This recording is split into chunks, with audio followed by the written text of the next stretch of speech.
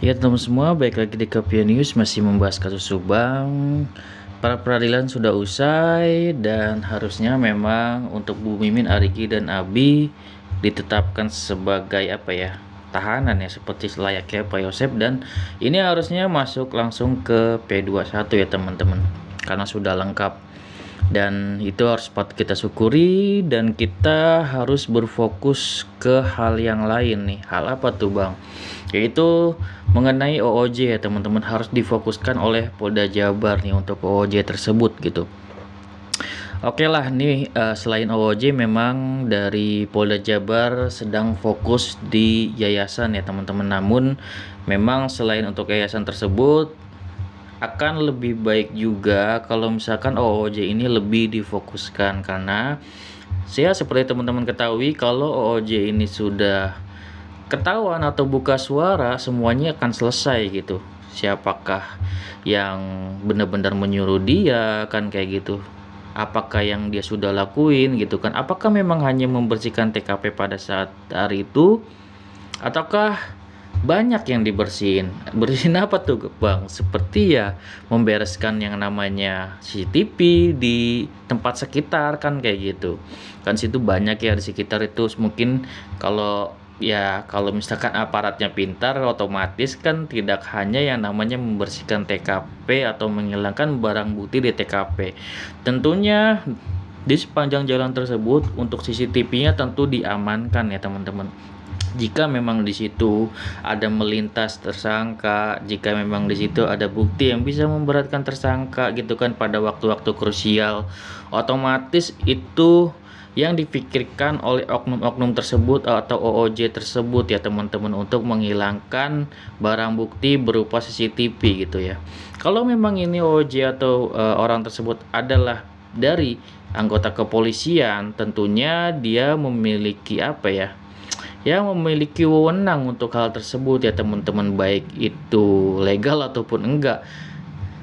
Pastikan dia memiliki surat ya untuk meminta CCTV dari warga sekitar kan kayak gitu. Namun kan dia kan bisa juga nih untuk mengakali ya, pahit-pahitnya seperti itu ya teman-teman, kalau misalkan oknum ini ingin berbuat jahat untuk hal tersebut ya. Di sini praduga tak bersalah lah ya.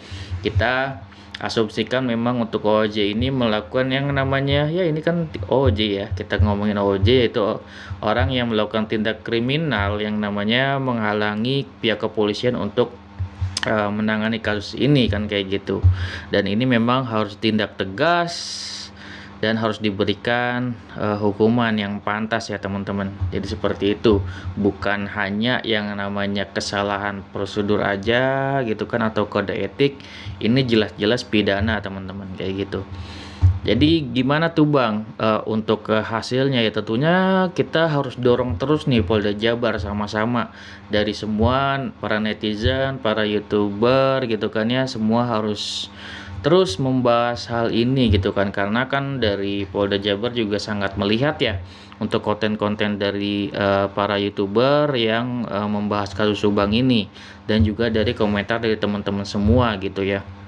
Jika teman-teman terfokus juga akan hal OOJ ini, semoga kaos ini tuh akan cukup membantu, dari pihak kepolisian juga akan terdorong gitu kan ya, agar benar-benar menginterogasi nih si OOJ tersebut gitu kan.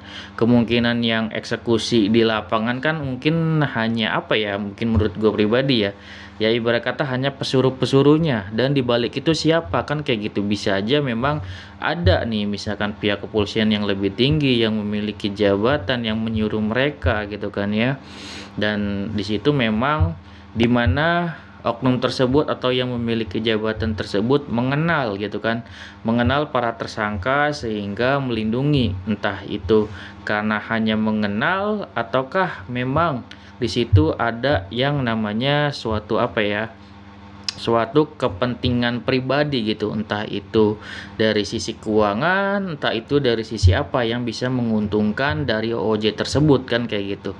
Itu logika yang masuk akal menurut gua, dan ini bener-bener kita harus korek-korek terus siapa OOJ ini yang sebenarnya gitu kan, siapa OOJ ini yang sudah diinterogasi juga agar mengungkap semuanya gini, seperti kasus misalkan Sambo gitu kan ya, semuanya kan kena nih OOJ-nya gitu kan, satu persatu dari satu orang buka mulut semua kena semua, kira banyak gitu kan. Dan di sini juga pasti teman-teman memiliki keyakinan yang sama-sama kayak gua, bisa saja memang untuk OOJ ini tidak hanya yang sudah disebutkan yang namanya oleh Polda Jabar, ini akan berentet teman-teman, akan banyak yang kena kalau misalkan ini benar-benar diusut ya, diusut benar-benar tuntas gitu, jangan satu aja gitu. Dari satu ini benar-benar akan merembet, jangan ditutup-tutupi ya. Gue berharap banget pihak Polda Jabar ya jangan menutup-nutupi kayak gini ya, jangan hanya bilang yang namanya kesalahan prosedur. Gue yakin di sini apa ya, masyarakat nggak bakal percaya itu Pak, kalau misalkan hanya dikatakan seperti itu, hanya melanggar kode etik, itu nggak masuk akal banget gitu ya.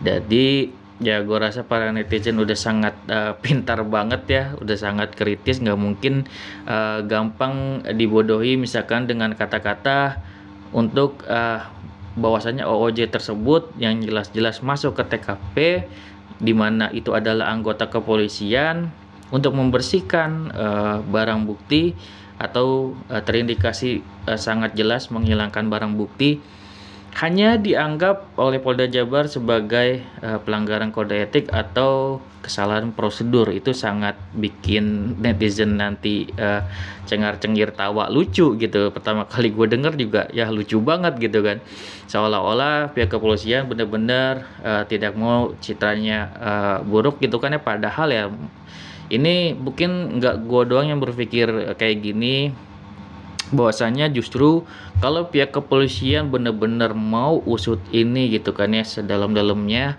justru malah akan memperbaik citra kepolisian gitu, bukan malah memperburuk. Walaupun terlibat ada anggota kepolisian, justru semakin diungkap semakin baik citra kepolisian gitu. Itu menurut gue pribadi, dan gue yakin teman-teman setuju akan pendapat gue ini gitu ya. Oke, semoga kita dukung terus ya Polda Jabar, meskipun kita terus mengkritik gitu kan ya, bahwasanya ya dari awal gue sering mengkritik ya namanya Polda Jabar, agar apa, agar Polda Jabar ini benar-benar ini gitu, apa namanya, serius mengungkap gitu, jangan menutup-nutupi gitu ya, bahwasanya kalau misalkan kita diemin, kita nggak kritik gitu kan, walaupun kita dukung ya tetap kita harus kritik ya, agar Polda Jabar ini apa ya, tahu gitu kan isi hati para netizen seperti apa gitu kan ya, agar kita terus membahas nih, contohnya seperti OOJ ini gitu kan, dikatakan bahwasanya kesalahan prosedur doang, ini kita gak terima gitu. Kita sebagai netizen pasti nggak terima untuk pernyataan tersebut, dan berharap untuk Polda Jabar bisa mengusut sampai ke akar-akarnya, agar kasus ini semakin terang gitu, tidak ada yang ditutupi lagi, semuanya sudah sinkron gitu kan, siapa OOJ-nya, siapa tersangkanya gitu kan, jadi jelas gitu. Oke, segitu video dari gua, semoga bermanfaat. Assalamualaikum warahmatullahi wabarakatuh. See you next video teman-teman.